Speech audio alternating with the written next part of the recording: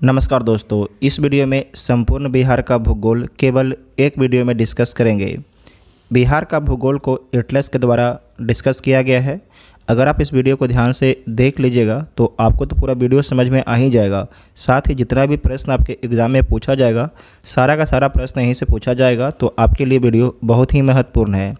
ये मेनली आपके जो 70वीं बीपीएससी देंगे, बीपीएससी टीचर देंगे, बिहार दरोगा, बिहार पुलिस, उनके लिए महत्वपूर्ण है। तो आप सभी लोग वीडियो को ध्यान से देखिएगा और आप लोग टेलीग्राम ग्रुप भी ज्वाइन कर सकते हैं, जिसका लिंक आपको डिस्क्रिप्शन में दिया गया है। तो आइए देखते हैं पहला पॉइंट। लीजिए, ये नॉर्थ है, साउथ, ईस्ट और वेस्ट। नॉर्थ उत्तर, साउथ दक्षिण, ईस्ट पूरब, वेस्ट आपके पश्चिम है। तो बिहार में क्या हो जाएगा, तो बिहार को भी आपको इस तरीके से कर लीजिए, नॉर्थ, साउथ, ईस्ट और वेस्ट हो गया। समझ गए। अब उसके बाद नेक्स्ट पॉइंट है कि बिहार से जो है कितने राज्यों का सीमा लगता है। तो बिहार से 3 राज्यों का सीमा लगता है। बिहार से कितने देश का सीमा लगता है, तो बिहार से एक देश की सीमा लगता है। बिहार से 3 राज्य का सीमा किसका किसका लगता है, तो पश्चिम में उत्तर प्रदेश, दक्षिण में झारखंड, पूरब में पश्चिम बंगाल से लगता है। उसके बाद नॉर्थ उत्तर में जो है बिहार का सीमा नेपाल से लगता है। नेपाल क्या है, एक देश है, मतलब इंटरनेशनल बॉर्डर है नेपाल। इतना समझ गए। उसके बाद आपसे एग्ज़ाम में पूछा जाता है कि जो बिहार के डिस्ट्रिक्ट हैं उसके बारे में पूछा जाता है। तो सबसे पहले समझिए कि जो नेपाल से जो है बिहार के किन किन डिस्ट्रिक्ट का सीमा लगता है। पश्चिमी चंपारण, पूर्वी चंपारण, सीतामढ़ी, मधुबनी, सुपौल, अररिया, किशनगंज, ठीक है, किशनगंज। तो टोटल कितना डिस्ट्रिक्ट हो गया, 1 2 3 4 5 6 7। टोटल आपके जो 7 डिस्ट्रिक्ट है जिसकी सीमा नेपाल से लगता है। टोटल 7 डिस्ट्रिक्ट है जिसकी सीमा नेपाल से लगता है। फिर से बोल दीजिए साथ में मेरे, वेस्ट चंपारण, ईस्ट चंपारण, सीतामढ़ी, मधुबनी, सुपौल, अररिया, किशनगंज। इन 7 डिस्ट्रिक्ट के बारे में याद रखना है। अब देखिए कि ये तो हो गया नॉर्थ में नेपाल से। वेस्ट में आइए, वेस्ट में जो है उत्तर प्रदेश राज्य से जो है बिहार के किन किन डिस्ट्रिक्ट का सीमा लगता है। तो पहला कौन हो जाएगा, पश्चिम चंपारण, दूसरा गोपालगंज, तीसरा सिवान, चौथा सारण, पाँचवा भोजपुर, छठा बक्सर, सातवां कैमूर, आठवां रोहतास। तो उत्तर प्रदेश से बिहार के 8 डिस्ट्रिक्ट का सीमा लगता है। पश्चिम चंपारण, गोपालगंज, सिवान, सारण, भोजपुर, बक्सर, कैमूर और रोहतास डिस्ट्रिक्ट का सीमा उत्तर प्रदेश से लगता है। ठीक है, तो 7 जो डिस्ट्रिक्ट है इसकी सीमा नेपाल से लगता है। जो 8 डिस्ट्रिक्ट बिहार की है इसकी सीमा उत्तर प्रदेश से लगता है। उसके बाद नीचे आइए, झारखंड है। तो झारखंड से बिहार के किन किन डिस्ट्रिक्ट का सीमा लगता है। तो पहला हो जाएगा रोहतास, दूसरा औरंगाबाद, तीसरा गया, चौथा नवादा, पाँचवा जमुई, छठा बांका, सातवां भागलपुर और आठवां कटिहार। तो झारखंड से भी जो है 8 डिस्ट्रिक्ट का सीमा लगता है बिहार का। किसका किसका, रोहतास, औरंगाबाद, गया, नवादा, जमुई, बांका, भागलपुर और कटिहार का सीमा जो है झारखंड से लगता है। उसके बाद है पूरब में पश्चिम बंगाल। तो पश्चिम बंगाल से जो है किन किन डिस्ट्रिक्ट का सीमा लगता है। तो पश्चिम बंगाल से जो है कटिहार, पूर्णिया और किशनगंज। इन 3 डिस्ट्रिक्ट का जो सीमा है किससे लगता है? पश्चिम बंगाल से। किसका किसका? कटिहार, पूर्णिया और किशनगंज। अब आपसे क्वेश्चन क्या पूछेगा? तो आपसे क्वेश्चन पूछेगा कि जो किशनगंज डिस्ट्रिक्ट है इसकी सीमा किससे किससे लगता है? तो आपको ध्यान से याद रखना है कि जो किशनगंज है इसकी सीमा नेपाल और वेस्ट बंगाल से लगता है। नेपाल और वेस्ट बंगाल से लगता है। उसके बाद आपका है पश्चिम चंपारण। जो पश्चिम चंपारण है इसकी सीमा किसके साथ लगता है? तो नेपाल और उत्तर प्रदेश के साथ में लगता है। नेपाल और उत्तर प्रदेश के साथ में लगता है। जो रोहतास है इसकी सीमा झारखंड और उत्तर प्रदेश के साथ में लगता है। जो कटिहार है, कटिहार, इसकी सीमा किसके साथ लगता है? तो पश्चिम चंपारण जो कटिहार है इसकी सीमा जो है वेस्ट बंगाल और झारखंड के साथ में लगता है। किसके साथ में? वेस्ट बंगाल और झारखंड के साथ में लगता है। इतना समझ गए हैं। उसके बाद आपको याद रखना है कि सबसे बिहार के ईस्ट में कौन सा डिस्ट्रिक्ट है? तो किशनगंज डिस्ट्रिक्ट है ईस्ट में। और वेस्ट में कौन सा डिस्ट्रिक्ट है? तो कैमूर है। कौन सा है? कैमूर है। नॉर्थ में कौन सा डिस्ट्रिक्ट है? तो वेस्ट चंपारण है। साउथ में कौन सा डिस्ट्रिक्ट है? साउथ में तो गया डिस्ट्रिक्ट। इसे याद रखिएगा, आपसे एग्ज़ाम में क्वेश्चन पूछा जाएगा। ठीक है। और ये 4 डिस्ट्रिक्ट के बारे में भी आपको याद रखना है। किशनगंज, पश्चिम चंपारण, रोहतास और कटिहार। ठीक है, कटिहार। उसके बाद नेक्स्ट पॉइंट है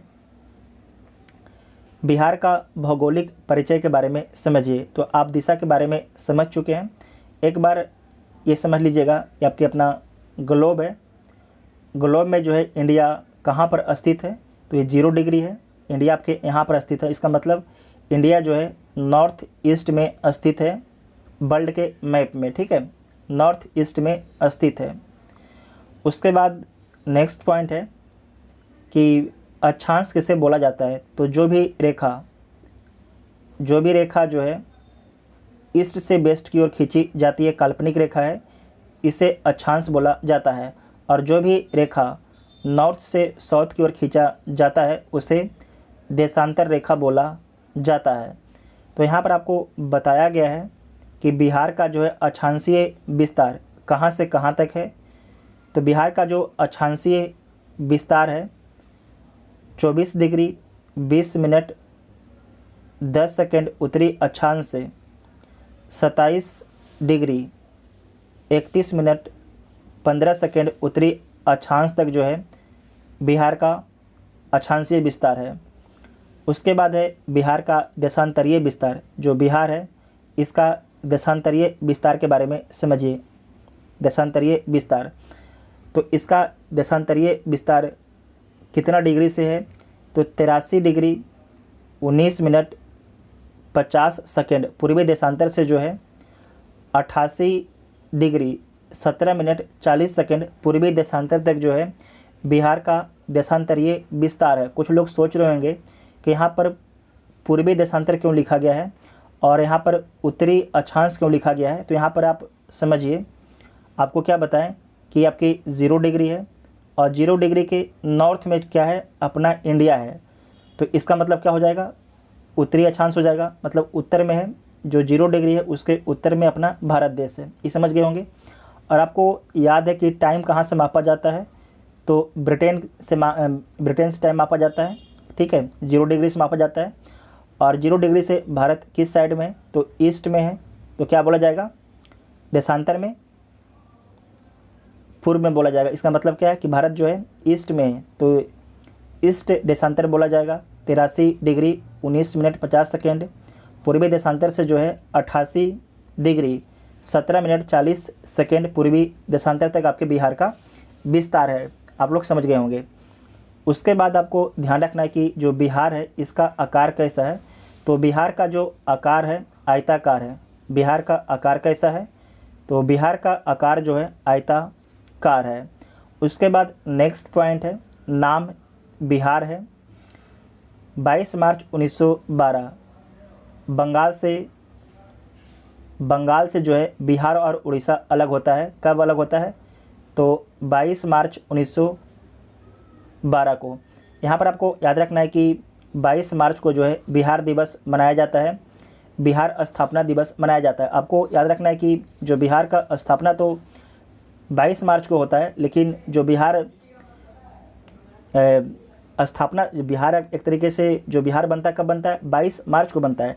लेकिन जो कागज़ पर जो है कब से बिहार को लागू माना जाता है? तो 1 अप्रैल से। ठीक है, बिहार तो बनता है 22 मार्च को, लेकिन लागू कब होता है? 1 अप्रैल 1912 को। फिर से बोलते हैं, जो बिहार एक अलग प्रांत कब बनता है? तो 22 मार्च 1912 को बनता है अलग प्रांत, लेकिन लागू कब होता है?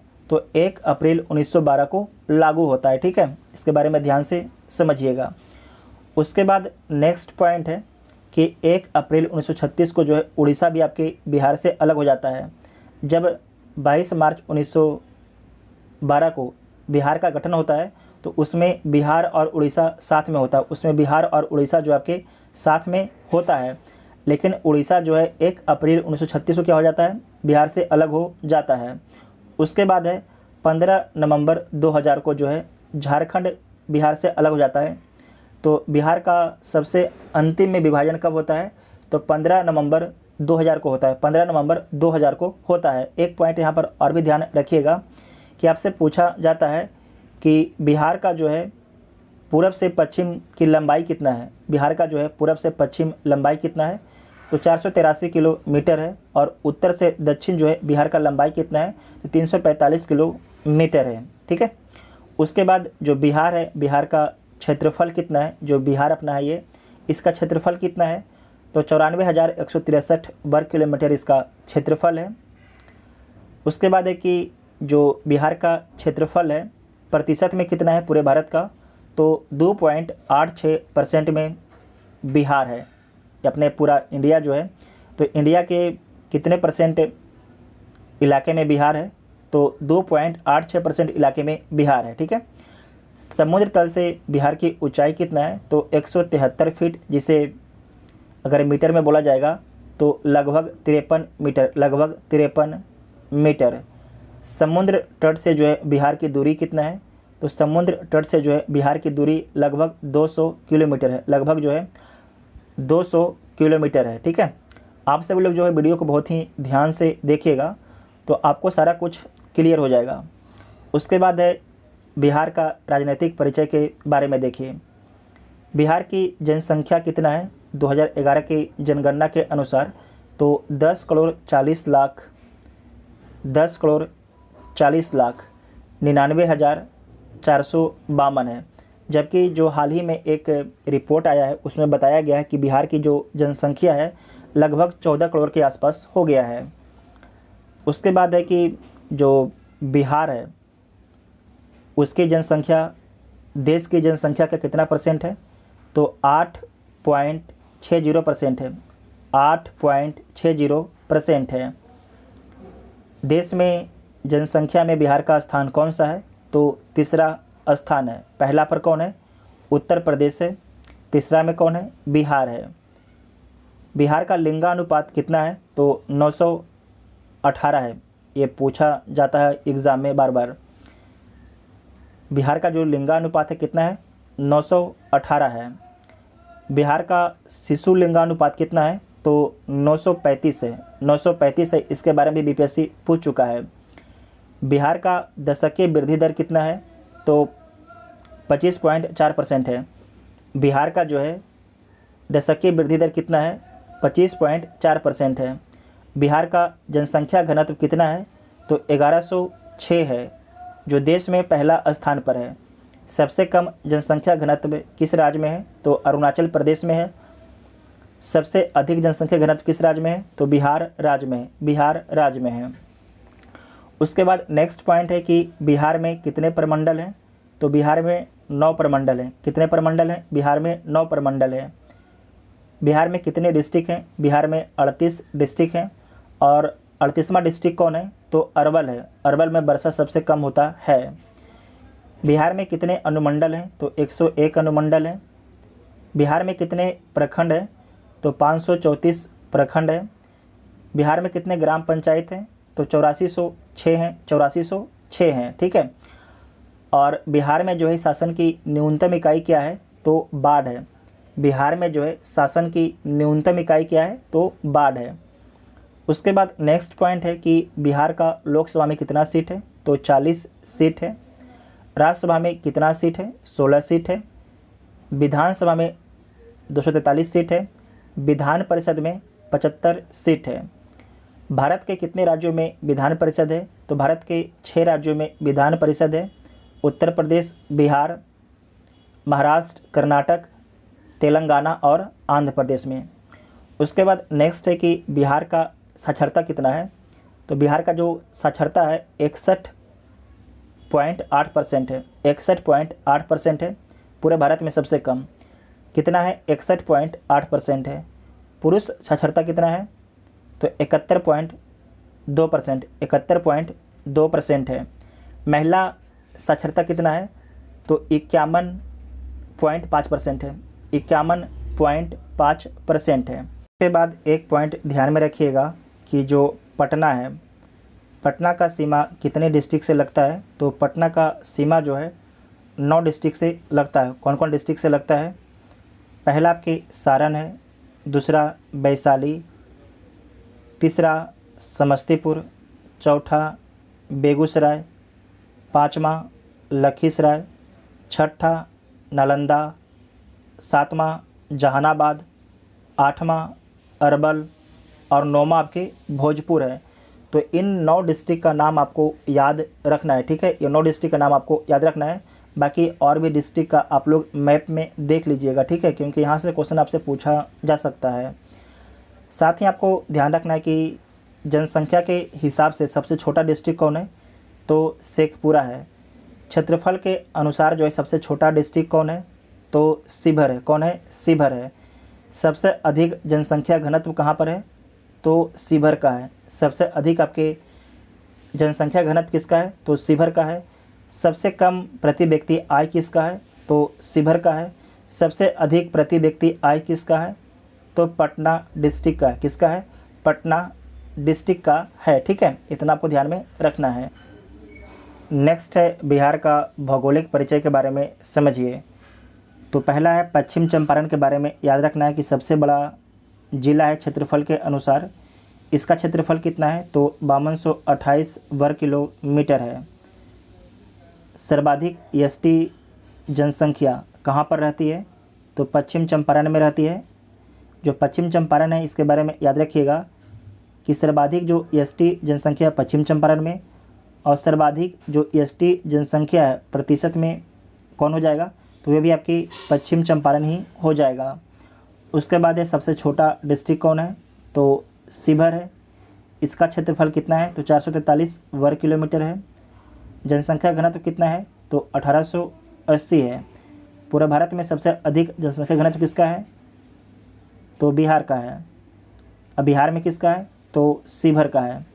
शिवहर के बाद जनसंख्या घनत्व किसका है? तो पटना का है। और पटना के बाद आपकी दरभंगा का है। सहरसा में सबसे कम महिला पढ़ी लिखी रहती हैं।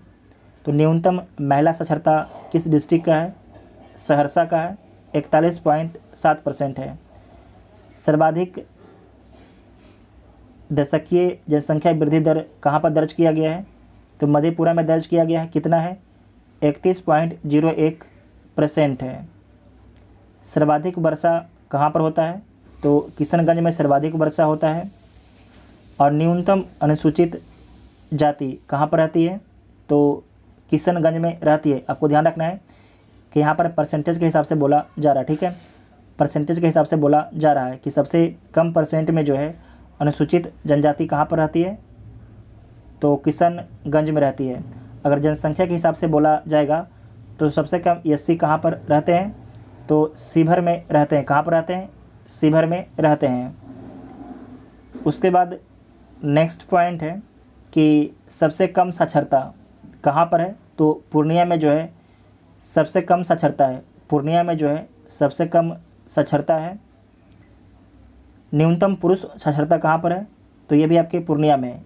पूर्णिया के बारे में दो चीज़ याद रखना है कि सबसे कम पढ़े लिखे लोग कहाँ पर हैं, तो पूर्णिया में है। और सबसे कम पुरुष में पढ़े लिखे लोग कहाँ पर हैं, तो पूर्णिया में है। सबसे कम पढ़ी लिखी महिला कहाँ पर है, तो सहरसा में। कहाँ पर है, सहरसा में है। और सबसे कम पढ़े लिखे पुरुष कहाँ पर हैं, तो पूर्णिया में है। और सबसे कम बिहार का जो साक्षरता कहाँ पर है, तो ये भी आपकी पूर्णिया का है। ठीक है। उसके बाद है न्यूनतम लिंगानुपात। सबसे कम लिंगानुपात किसका है, तो मुंगेर का है।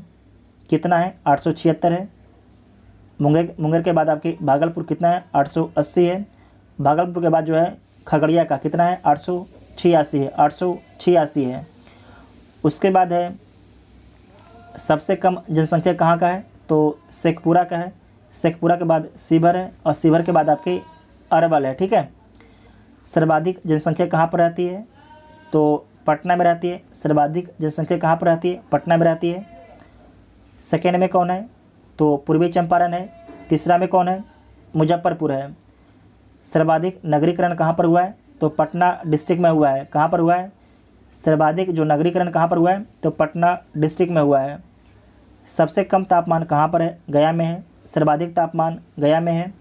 सबसे ज़्यादा अनुसूचित जाति कहाँ पर रहते हैं, तो गया में रहते हैं। कितने % रहते हैं, तो 30.4% रहते हैं। यहाँ पर आपको याद रखना है कि परसेंटेज और जनसंख्या दोनों के हिसाब से सबसे अधिक आपके जो SC जनजाति हैं ये आपके गया में रहते हैं। गया के बाद आपके पटना, पटना के बाद समस्तीपुर है। सबसे कम वर्षा कहाँ पर होता है, तो अरवल में सबसे कम वर्षा होता है। सर्वाधिक साक्षरता कहाँ पर है, वेरी वेरी इंपॉर्टेंट है। सर्वाधिक साक्षरता कहाँ पर है, तो रोहतास में है। सबसे कम साक्षरता कहाँ पर है, तो पूर्णिया में है। सबसे कम साक्षरता कहाँ पर है, पूर्णिया में। सबसे अधिक कहाँ पर है, तो रोहतास में है। रोहतास के बाद आपके पटना है। और पटना के बाद भोजपुर है। सर्वाधिक पुरुष साक्षरता कहाँ पर है, तो ये भी आपके रोहतास में है। सबसे कम पुरुष साक्षरता कहाँ पर है, तो पूर्णिया में है। सर्वाधिक महिला साक्षरता कहाँ पर है, तो रोहतास में। सर्वाधिक जो महिला साक्षरता ये कहाँ पर है, तो रोहतास में है। सबसे कम साक्षरता महिला का कहाँ पर है, तो सहरसा में। कहाँ पर है, सहरसा में है। ये आपके 3 पॉइंट को ध्यान से वापस दोबारा देखिए। सर्वाधिक साक्षरता कहाँ पर है, रोहतास में है। कितना है, 73.4% है। सबसे कम साक्षरता कहाँ पर है, तो पूर्णिया में है। सर्वाधिक पुरुष साक्षरता कहाँ पर है, तो रोहतास में है।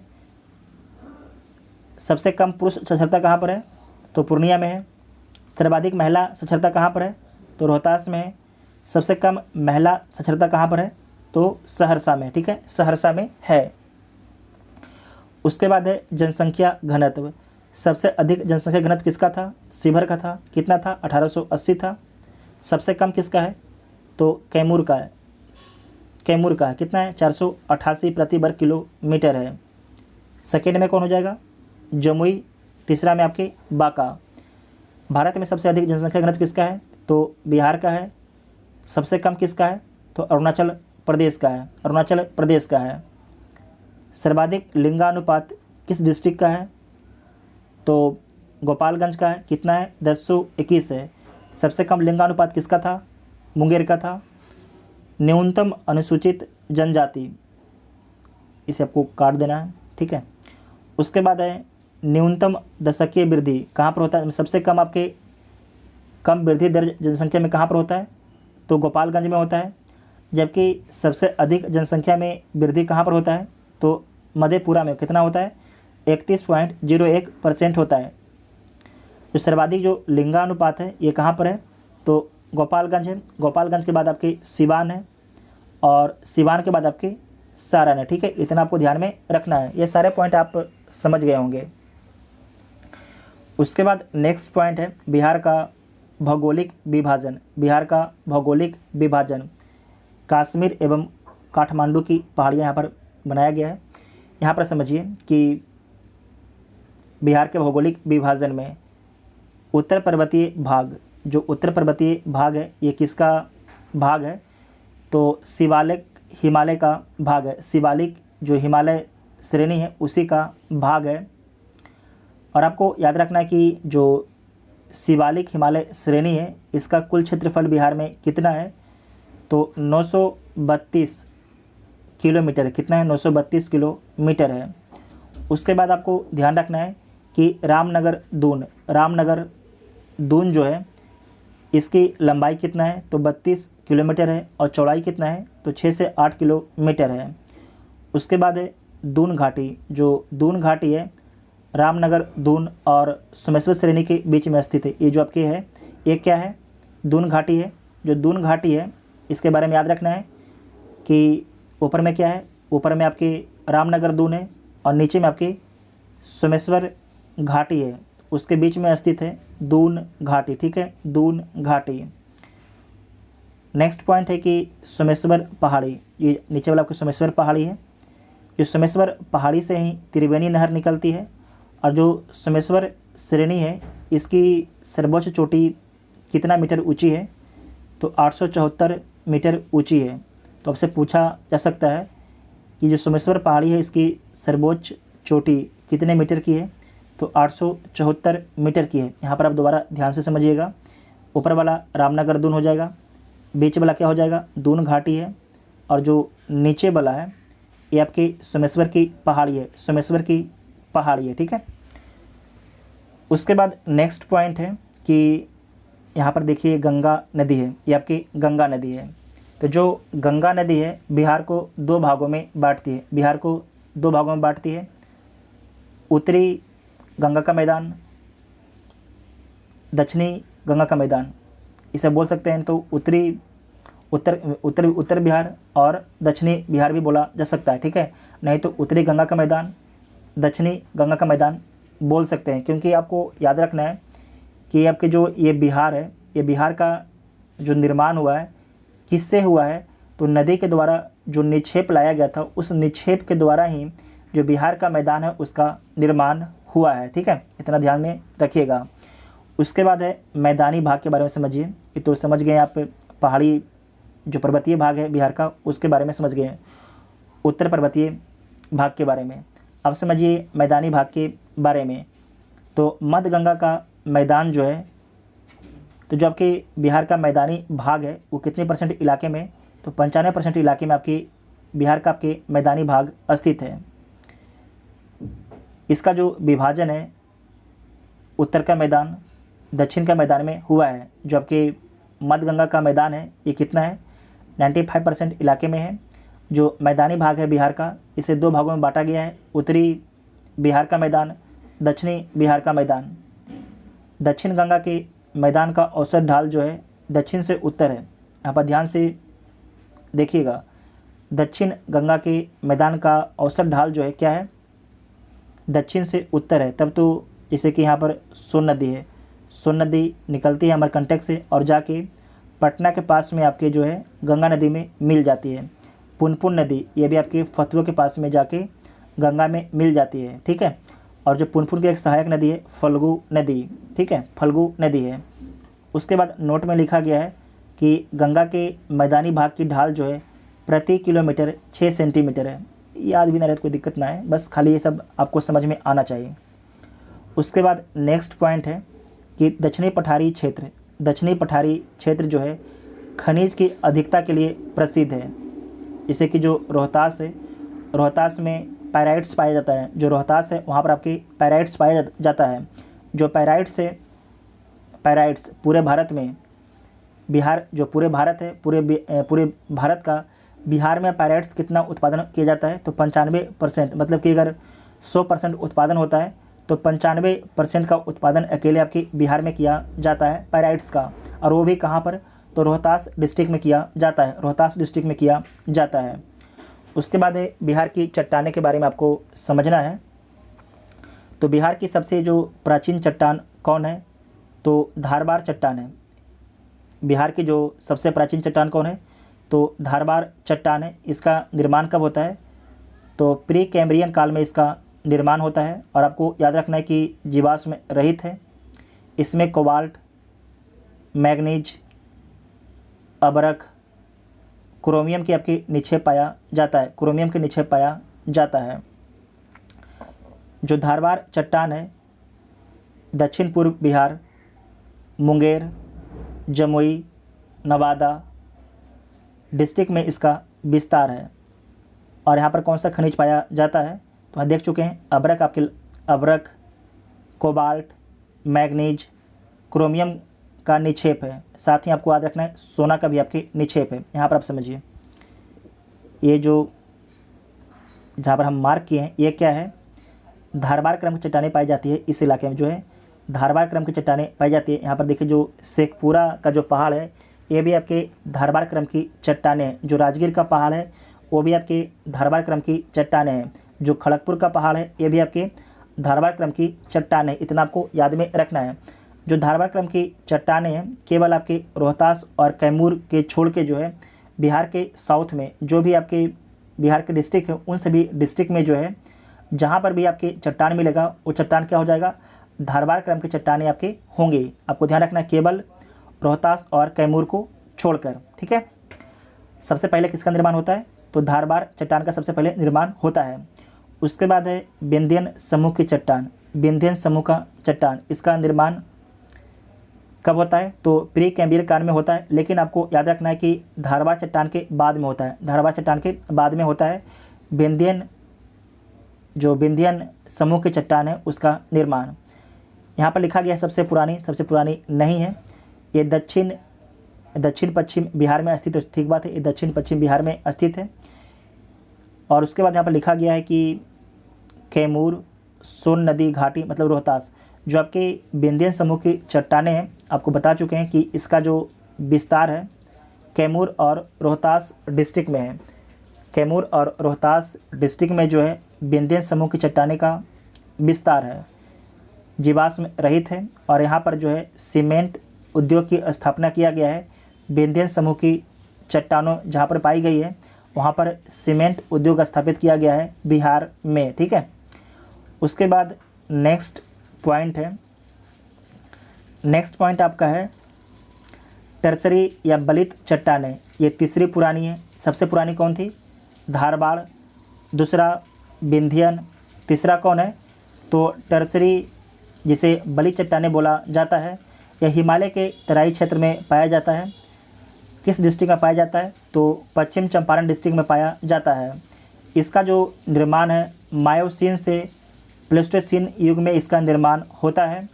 इसमें आपको याद रखना है कि सोमेश्वर की जो पहाड़ी है, जो सोमेश्वर की पहाड़ी जिसके बारे में आप लोगों ने भी देखा है, वो आपके टर्सरी या बलित चट्टानें का ही भाग है।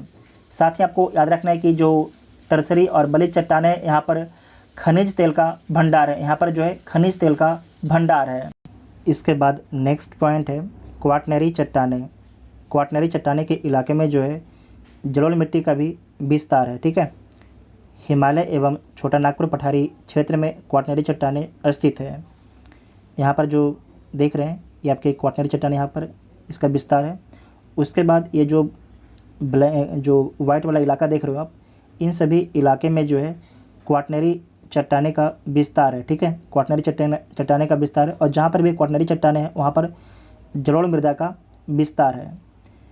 जो आपके क्वाटरनरी चट्टानें हैं इसका निर्माण कब से कब तक हुआ है, तो प्लीस्टोसीन से हेलोसीन युग में जो है इसका निर्माण हुआ है क्वाटरनरी चट्टान का।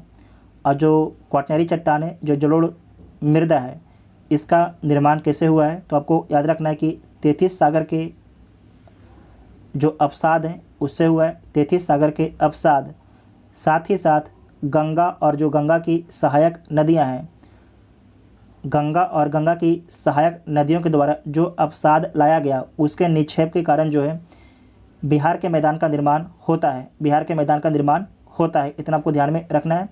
और जो बिहार का मैदान है अत्यंत ही उपजाऊ है। जो बिहार का मैदान है अत्यंत ही उपजाऊ है।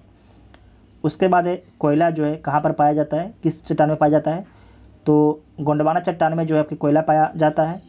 जो धारवाड़ चट्टान है उसमें खनिज पाए जाते हैं। जो धारवाड़ चट्टान है उसमें आपके खनिज पाए जाते हैं। नेक्स्ट है बिहार की नदियों के बारे में आपको ध्यान से समझना है। सबसे पहले समझिए ये बिहार है, ठीक है। बिहार की प्रमुख नदी गंगा है। गंगा में बहुत सी आपकी सहायक नदियाँ आके मिलती हैं। तो आपसे क्या पूछा जाता है कि कौन सी नदी आपके कहाँ से निकलती है और गंगा में आपके जाके कहाँ पर मिल जाती है, लोकेशन पूछा जाता है। साथ ही आपको याद रखना है कि आपसे पूछा जाएगा कि नदी का नाम दे देगा, ये नदी कौन सा आपकी जो नदी है राइट ट्रिब्यूटरी है या लेफ्ट ट्रिब्यूटरी है। तो ये कैसे पता चलता है कि ये कौन सी नदी आपके राइट से आ रही है या लेफ्ट से आ रही है। तो अगर नदी जिस भी साइड में प्रवाहित हो रही है उस साइड में आप अपना मुँह करके खड़ा हो जाइए। जैसे कि गंगा क्या है, इस तरीके से प्रवाहित हो रही है, तो आप लोग अपना मुँह करके इस साइड खड़ा हो जाइए। तो इधर क्या हो जाएगा, आपके राइट हो जाएगा, उस साइड में आपके लेफ्ट हो जाएगा। तो जो भी आपकी गंडक है, बूढ़ी गंडक है, कमला है, कोसी है, ये सारी नदियाँ क्या हो जाएगी, लेफ्ट बैंक नदी हो जाएगी। जबकि राइट बैंक नदी कौन हो जाएगा, तो सोन हो जाएगा, पुनपुन हो जाएगा, ये सारे नदियाँ आपकी हो जाएगा राइट बैंक नदी हो जाएगा। ठीक है, तो आप आइए बारी बारी से सारे नदियों के बारे में समझते हैं। यहाँ से एक क्वेश्चन हर वर्ष एग्जाम में पूछा जाता है। अभी जो एग्ज़ाम कैंसिल हुआ था वो पूछा था सोन नदी के बारे में। ठीक है, तो पहले समझिए घाघरा नदी। जो घाघरा नदी है इसे उत्तर प्रदेश में सरयू नदी के नाम से जाना जाता है। ये कहाँ से निकलता है, तो नामचा चुंगो तिब्बत के पठार से निकलता है। और आपको याद रखना है कि गंगा में आके कहाँ पर मिलता है, तो छपरा में आके गंगा में मिल जाता है, छपरा सारण डिस्ट्रिक्ट में। ठीक है, उसके बाद है कि जो घाघरा नदी है उत्तर प्रदेश और बिहार के बीच में सीमा बनाता है, उत्तर प्रदेश और बिहार के बीच में सीमा बनाता है। उसके बाद नेक्स्ट नदी है गंडक नदी, जिसे सदानीरा या नारायणी नदी बोला जाता है। ये कहाँ से निकलता है, तो नेपाल हिमालय से निकलता है। और आपको याद रखना है कि जो वैशाली है, वैशाली के पहलेजा घाट पर आके गंगा से मिल जाता है। ठीक है, और आपको याद रखना है उत्तर प्रदेश और बिहार के बीच में सीमा बनाता है कौन नदी, गंडक नदी। ठीक है, यहाँ पर देखिए लिखा गया है हाजीपुर के निकट गंगा में मिलती है कौन नदी, तो गंडक नदी। कहाँ पर मिलती है, पहलेजा घाट में। पहलेजा घाट किस डिस्ट्रिक्ट में है, तो वैशाली डिस्ट्रिक्ट में है। उसके बाद नेक्स्ट नदी है बूढ़ी गंडक। बूढ़ी गंडक, बूढ़ी गंडक के बारे में आपको याद रखना है कि कहाँ से निकलती है, तो चौतरवा और बिशंभरपुर पश्चिम चंपारण से निकलती है। जो बूढ़ी गंडक है चौतरवा और बिशंभरपुर पश्चिम चंपारण से निकलती है। ये गंगा में आके कहाँ पर मिलती है, तो खगड़िया डिस्ट्रिक्ट में आके जो है गंगा में मिल जाती है। खगड़िया डिस्ट्रिक्ट में आके जो है गंगा में मिल जाती है। और इसकी लंबाई कितना है, 320 किलोमीटर है, 320 किलोमीटर इसकी लंबाई है। और साथ ही आपको याद रखना है कि उत्तर बिहार में सबसे तीव्र प्रवाहित होने वाली नदी कौन है, तो बूढ़ी गंडक है। उत्तर बिहार में जो है सबसे तीव्र प्रवाहित होने वाली नदी कौन सा है, तो बूढ़ी गंडक। नेक्स्ट है बागमती नदी। जो बागमती नदी कहाँ से निकलती है, तो ये भी नेपाल हिमालय से निकलती है। किसकी सहायक नदी है, तो कोसी की सहायक नदी है। कोसी की आपकी सहायक नदी है। और कहाँ पर जाकर कोसी में मिलती है, तो बदला घाट में जाके आपकी कोसी में मिल जाती है। जो कमला नदी ये भी नेपाल से निकलती है और कोसी नदी में जाकर आपकी मिल जाती है बदला घाट पर। ठीक है, तो आपको याद रखना है कि जो बागमती और कमला नदी है ये दोनों नदी आपके जाके कोसी में मिल जाती है। कोसी नदी कहाँ से निकलती है, तो ये भी आपके नेपाल एवं तिब्बत से निकलती है। और कहाँ पर जाके गंगा में मिल जाती है, तो कुर्सेला घाट पर जो है, कुर्सेला घाट खगड़िया में आपके जो है गंगा नदी में जाके मिल जाती है कौन, कोसी नदी। ठीक है, कोसी नदी। उसके बाद आपको याद रखना है कि जो कोसी नदी है ये बिहार में कहाँ से प्रवेश करती है, तो बिहार में जो है सुपौल डिस्ट्रिक्ट से प्रवेश करती है। बिहार में कहाँ से प्रवेश करती है, तो बिहार में जो है सुपौल डिस्ट्रिक्ट से प्रवेश करती है। एक बार आप लोग चेक कीजिएगा कि जो कुर्सेला घाट है ये आपके कटिहार में है या खगड़िया में है। जो विभास पैनोरमा है तो आपके खगड़िया दिया है, तो आप लोग एक बार चेक भी कर लीजिएगा। उसके बाद है महानंदा नदी। ये कहाँ से निकलती है, दार्जिलिंग से निकलती है। और आपको याद रखना है इसका संगम कहाँ पर होता है गंगा नदी में, तो बांग्लादेश में इसका संगम होता है गंगा नदी में। और बिहार में किस डिस्ट्रिक्ट से प्रवेश करती है, तो बिहार में जो है किशनगंज डिस्ट्रिक्ट से प्रवेश करती है। किशनगंज डिस्ट्रिक्ट से प्रवेश करती है। तो बिहार की सारी आपकी उत्तरी नदियाँ थी, उत्तरी जो उत्तर दिशा की कौन कौन सी नदियाँ थी आपकी बिहार की, तो पहला थी आपकी घाघरा, दूसरा गंडक, तीसरा बूढ़ी गंडक, चौथा बागमती, चौथा पाँचवा कमला, छठा कोसी, सातवां आपकी महानंदा। इस सातों नदियों के बारे में आपको याद रखना है। ठीक है, उसके बाद नेक्स्ट है बिहार की साउथ की नदियों के बारे में देखिए। तो सबसे पहले देखिए करमनासा नदी के बारे में। करमनासा नदी के बारे में आपको याद रखना है कि कैमूर पर्वत से निकलती है और गंगा में जाके कहाँ पर मिलती है, तो चौसा बक्सर में जो है गंगा नदी में जाके मिल जाती है। चौसा बक्सर में जो है गंगा नदी में जाके मिल जाती है करमनासा नदी। जो करमनासा नदी है इसे अपवित्र नदी माना जाता है। और आपको याद रखना है कि उत्तर प्रदेश और बिहार के बीच में सीमा बनाती है कौन? करमनासा नदी। उसके बाद सोन नदी के बारे में याद रखिएगा, ये मध्य प्रदेश के मैकाल पर्वत के अमरकंटक श्रेणी से निकलती है। ये गंगा में कहाँ पर मिलती है? तो पटना के पास में आपके गंगा में मिल जाती है। इसके बारे में बीपीएससी पूछ भी चुका है। और आपको याद रखना है कि बिहार में जो है किस डिस्ट्रिक्ट में प्रवेश करती है? तो बिहार में आपके रोहतास डिस्ट्रिक्ट में प्रवेश करती है सोन नदी। उसके बाद है पुनपुन नदी, कहाँ से निकलती है? तो छोटा नागपुर पठार पलामू झारखंड से निकलती है। और आपको याद रखना है कि गंगा नदी में कहाँ पर मिलती है? तो फतुआ के पास में मिलती है। इसके बारे में भी बीपीएससी पूछ चुका है, ठीक है। साथ ही आपको याद रखना है कि जो ये फल्गु नदी है, फल्गु नदी किसकी सहायक नदी है? तो पुनपुन की सहायक नदी है। जो फल्गु नदी है कहाँ से निकलता है? तो निरंजना और मोहना के संगम से गया में बनता है फल्गु नदी।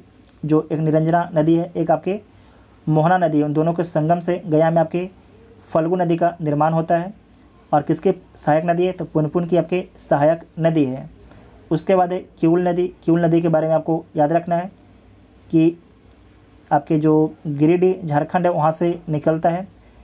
और गंगा में कहाँ पर मिलता है? तो लखीसराय में जो है गंगा में आके मिल जाता है। लखीसराय में जो है गंगा में आके मिल जाता है किऊल नदी। उसके बाद है जो अजय नदी है, ये आपके देवघर झारखंड से निकलता है और गंगा में जाके कहाँ पर मिलता है? तो इसमें आपको याद रखना, इसका जो संगम है ये गंगा में नहीं होता है। जो अजय नदी इसका संगम गंगा में नहीं होता है। तो इसका संगम कहाँ पर होता है? तो भागीरथी नदी में होता है। कहाँ पर होता है? पश्चिम बंगाल में होता है। नोट कीजिएगा, जो आपके अजय नदी है ये कहाँ से निकलता है? तो देवघर झारखंड से निकलता है। लेकिन इसका संगम कहाँ पर होता है? तो भागीरथी नदी में होता है, पश्चिम बंगाल में होता है। पश्चिम बंगाल में होता है, ठीक है। उसके बाद है गंगा नदी के बारे में देखिए। जो गंगा नदी है कहाँ से निकलती है? तो गंगोत्री के गोमुख से निकलती है। कहाँ पर स्थित है? तो उत्तराखंड में स्थित है आपके गोमुख। साथ ही आपको याद रखना है कि जो गंगा नदी है मैदान में कहाँ प्रवेश करती है? तो हरिद्वार के बाद जो है गंगा नदी आपके मैदान में प्रवेश करती है। जो गंगा नदी अपनी पानी कहाँ पर गिराती है? तो बंगाल की खाड़ी में अपना पानी गिराती है। बिहार में जो है गंगा नदी किस डिस्ट्रिक्ट में प्रवेश करती है? तो बक्सर डिस्ट्रिक्ट में आपके गंगा नदी प्रवेश करती है। और गंगा नदी जो बिहार से बाहर किस डिस्ट्रिक्ट से निकलती है? तो कटिहार डिस्ट्रिक्ट से आपके बाहर निकलती है। बिहार में इसकी लंबाई कितना है? तो 445 किलोमीटर है। और आपको याद रखना है कि जो गंगा नदी है, गंगा नदी के किनारे कितने डिस्ट्रिक्ट स्थित हैं? तो 12 डिस्ट्रिक्ट स्थित हैं। इसके बारे में आप लोग ध्यान से याद रखिएगा, ये एग्ज़ाम में आपसे पूछा जा सकता है। कौन कौन डिस्ट्रिक्ट है? तो बक्सर, भोजपुर, सारण, पटना, वैशाली, समस्तीपुर, बेगूसराय, लखीसराय, खगड़िया, मुंगेर, भागलपुर और कटिहार। इन सभी डिस्ट्रिक्ट से जो है गंगा नदी प्रवाहित होती है। गंगा नदी आपके प्रवाहित होती है। बिहार की नदी घाटी परियोजनाएं के बारे में समझिए। सिंचित भूमि बिहार में कितना है? तो 43.6 लाख हेक्टेयर है। सबसे ज़्यादा सिंचित डिस्ट्रिक्ट कौन है? तो अरवल है। यहाँ पर 86.8% जो अरवल का इलाका है आपके सिंचित है। लेकिन हमने कहीं पर भोजपुर पढ़ा है, तो इसके बारे में हम कन्फर्म रूप से आपको टेलीग्राम ग्रुप पर बताएंगे। तो जो भी टेलीग्राम ग्रुप ज्वाइन है, टेलीग्राम ग्रुप ज्वाइन कर सकते हैं। उसके बाद है कि गंडक नदी घाटी परियोजना से कौन कौन सी नहर निकलती है? जो गंडक नदी घाटी परियोजना है उससे आपके त्रिवेणी नहर, सारण नहर, तिरहुत नहर और त्यूर नहर निकलती है। इसे नोट कीजिएगा, वेरी वेरी इंपॉर्टेंट पॉइंट है।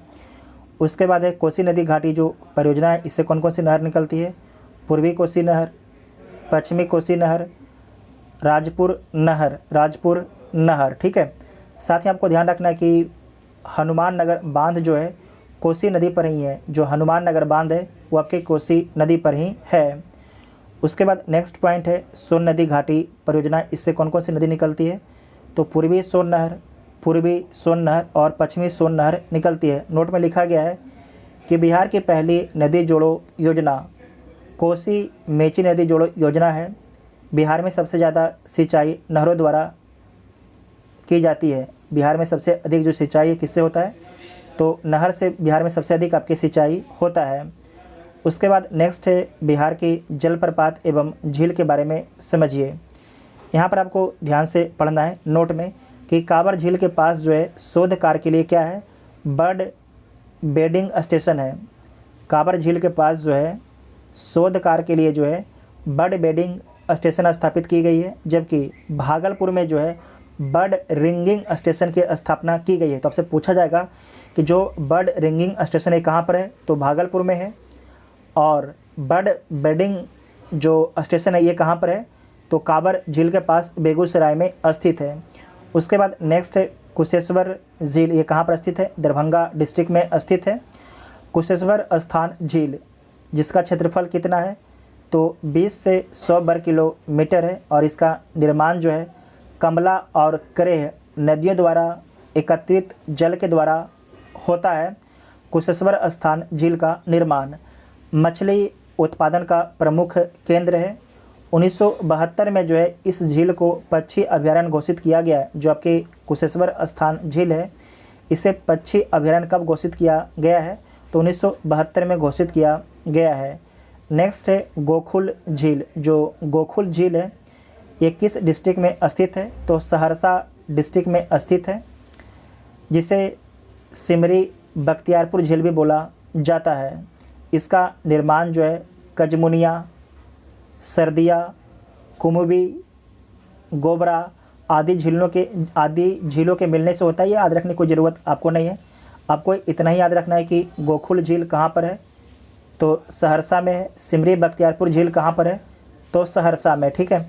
और जो आपकी सिमरी बख्तियारपुर झील है इसके बारे में याद रखिएगा कि घोड़े की नाल जैसी इसकी आकृति है, घोड़े की नाल जैसी इसकी आकृति है।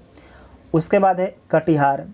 कटिहार में कौन सा झील है, गोगा झील, जिसे गोगा बिल भी बोला जाता है। जो गोगा झील है इसे गोगा भील झील भी बोला जाता है। इसका क्षेत्रफल जो है 5 वर्ग किलोमीटर में है। किस क्षेत्र में है, तो मनिहारी क्षेत्र में स्थित है, और इस झील के आसपास जो है कई छोटी छोटी आपकी झीलें स्थित हैं गोगा बिल झील के पास में। साथ ही आपको याद रखना है कि कैस्पियन सागर एवं साइबेरियन पक्षी का प्रवास कहाँ पर होता है, तो गोगा बिल झील में होता है। उसके बाद है कांवर झील के बारे में आपको याद रखना है कि इसका क्षेत्रफल कितना है, तो 16 वर्ग किलोमीटर है। और जो कांवर झील है इसके बारे में याद रखिएगा कि गंडक नदी के विसर्पण के बाद जो है कांवर झील का निर्माण होता है। विसर्पण क्या होता है, जैसे कि कोई नदी इस तरीके से प्रवाहित हो रही है, लेकिन ये नदी अब क्या होगी कि अब इस तरीके से सीधे जाने लगी। जो यहाँ पर ये इलाका था, जो नदी था उससे दूर चला गया, तो इसे क्या बोला जाएगा, इसे झील बोला जाएगा, इसे झील बोला जाएगा। तो एक ऐसा झील हो जाएगा, तो आपको याद रखना है ये विसर्पण झील हो जाएगा, विसर्पण झील हो जाएगा। नदियों के विसर्पण से ये झील का निर्माण हुआ है। तो जो कांवर झील है वो कैसा झील है, ये विसर्पण झील है। और आपको याद रखना है कि एशिया की सबसे बड़ी गोकुल झील है, इसे गोकुल झील भी बोला जाता है। और आपको याद रखना है कि बिहार का एकमात्र जो झील है, ये एकमात्र जो स्थल है जिसे रामसर साइट में शामिल किया गया है। तो आपको याद रखना है, इस वर्ष बीपीएससी पूछा भी था कि बिहार का कौन सा एक झील है जिसे रामसर साइट में शामिल किया गया है, तो कांवर झील को, कांवर झील को। उसके बाद आपको याद रखना है कि भागलपुर में एक झील है जगतपुर झील। तो आपसे पूछा जा सकता है कि जगतपुर झील जो है किस डिस्ट्रिक्ट में स्थित है, तो जगतपुर डिस्ट्रिक्ट में स्थित है। उसके बाद है ककोलत झरना। जो ककोलत झरना है जलप्रपात है, इसकी ऊंचाई कितना है, तो 47 से 49 मीटर है। किस डिस्ट्रिक्ट में स्थित है, तो नवादा डिस्ट्रिक्ट में स्थित है। और आपको याद रखना है कि नदी कोडरमा पठार से उतरने वाली धारा जो आपके ककोलत जलप्रपात है, ये 7 जलधारा के मिलने से जो है ककोलत जलप्रपात का निर्माण होता है। इतना आपको ध्यान में रखना है। नेक्स्ट है ओखारीन कुंड। ये कहाँ पर स्थित है, तो रोहतास डिस्ट्रिक्ट में स्थित है। इसकी ऊंचाई 90 मीटर है और कौन सी नदी पर है, तो गोपथ नदी पर है। ये क्या है, तो आपको याद रखना है ये जलप्रपात है। क्या है, ओखारीन कुंड क्या है, जलप्रपात है। उसके बाद है सुखलदरी जलप्रपात, किस नदी पर है, तो कन्हर नदी पर है। दुर्गावती जलप्रपात दुर्गावती नदी पर है, इसकी ऊंचाई 80 मीटर है। धुआं कुंड ये भी जलप्रपात है, इसकी ऊंचाई 30 मीटर है। कौन सी नदी पर है? तो काब और धोबा नदी पर है। सुवारीदाह किस नदी पर है? असाने नदी पर है। उसके बाद राकिम कुंड ये आपके गाय घाट नदी पर स्थित है। उसके बाद याद रखना है कि अनुपम झील जो है किस डिस्ट्रिक्ट में स्थित है? तो कैमूर डिस्ट्रिक्ट में जो है अनुपम झील स्थित है। भोजपुर डिस्ट्रिक्ट में कौन सा जलकुंड स्थित है? तो झारखंड जलकुंड स्थित है। कौन सी नदी पर है? तो फुलवरिया नदी पर स्थित है, फुलवरिया नदी पर स्थित है। नेक्स्ट है बिहार की मिट्टियाँ के बारे में समझिए। तो सबसे पहले यहाँ पर ध्यान से समझिएगा, ये आपके है पिडमॉन्ट स्वयं मृदा।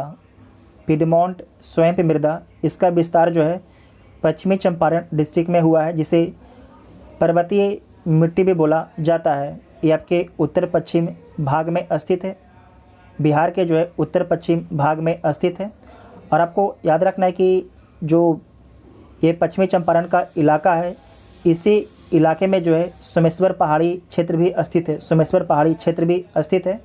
तो आपसे कभी कभी पूछा जाएगा कि जो सोमेश्वर पहाड़ी क्षेत्र है, जो सोमेश्वर पहाड़ी क्षेत्र है वो आपके स्थित है तो उत्तर पश्चिम बिहार के उत्तर पश्चिम भाग में स्थित है सोमेश्वर पहाड़ी। और आपको याद रखना है कि यहाँ पर जो है हिमालयन मिट्टी का विस्तार है। जो मिट्टी यहाँ पर है कंकरीले पथरीले मिट्टी है और कम उपजाऊ मिट्टी है। और इस क्षेत्र को जो है भाबर क्षेत्र बोला जाता है, इस क्षेत्र को जो है भाबर क्षेत्र बोला जाता है। जो भाबर क्षेत्र होता है उसके बारे में आप लोग कमेंट बॉक्स में बताइएगा। जो भाबर क्षेत्र होता है उसके बारे में आप सभी लोग कमेंट बॉक्स में लिखिएगा जो कुछ आप लोग जानते हैं भाबर क्षेत्र के बारे में। उसके बाद नेक्स्ट है तराई मिट्टी। ये आपकी तराई मिट्टी है, ठीक है, ये आपकी तराई मिट्टी है। तराई मिट्टी के बारे में समझिएगा कि उत्तर नेपाल के सीमावर्ती क्षेत्र चंपारण से किशनगंज तक जो है तराई मिट्टी का विस्तार है। तराई मिट्टी का विस्तार जो है चंपारण से किशनगंज तक है। और जो तराई मिट्टी है यहाँ पर धान, जूट, गन्ने इत्यादि की खेती की जाती है। और आपको याद रखना कि जो तराई मिट्टी है शिवालिक पर्वत के पर्वतीय भाग है, शिवालिक पर्वत के पर्वतीय भाग है। और आपको याद रखना है कि जो तराई मिट्टी है कैसी मिट्टी है? तो अम्लीय मृदा है। तराई मिट्टी कैसा है? तो अम्लीय मृदा है, ठीक है। उसके बाद नेक्स्ट पॉइंट है कि बिहार की पर्वतीय भाग की लंबाई कितना है? 332 किलोमीटर है। इसके बारे में पहले ही हम लोगों ने देख लिया है। उसके बाद नेक्स्ट पॉइंट है खादर मिट्टी। खादर मिट्टी को जो है, जो खादर मिट्टी होता है उसे नवीन जलोढ़ मिट्टी भी बोला जाता है। ये सबसे उपजाऊ मिट्टी होता है। यहाँ पर धान, गेहूँ, मक्का, दलहन, जूट जिसे पटसन बोला जाता है उसका उत्पादन किया जाता है।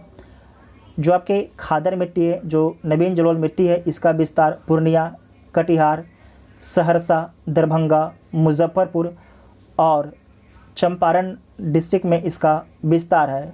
साथ ही आपको याद रखना है कि आपसे एक प्रश्न और पूछा जाता है कि जो बाल सुंदरी मिट्टी है बिहार के किस क्षेत्र में पाया जाता है? तो जो बाल सुंदरी मिट्टी है बिहार के उत्तरी क्षेत्र में पाया जाता है। जो नोट कीजिएगा, जो बाल सुंदरी मिट्टी है बिहार के उत्तरी क्षेत्र में पाया जाता है।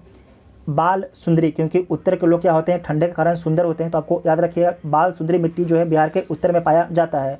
जबकि जो बलथर मिट्टी होता है बिहार के दक्षिण में पाया जाता है, इसे याद रखिएगा।